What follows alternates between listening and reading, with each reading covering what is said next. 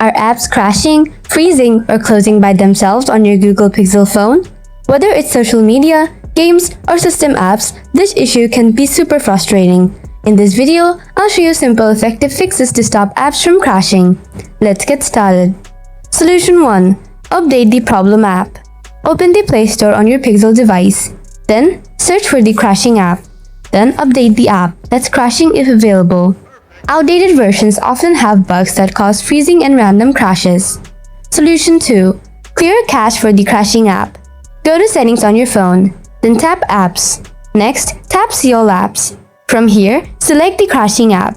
And now tap Storage and Cache. And tap Clear Cache. This removes corrupted temporary files without deleting your data. Solution 3. Check for Pixel system updates. Open Settings on your Pixel device. Scroll down and tap System. Then tap Software Update. Next, tap System Update. Now check System Updates. Install any updates available. System bugs can cause widespread app crashing, and updates usually fix them. Solution 4. Reset app preferences. Go to Settings on your Pixel.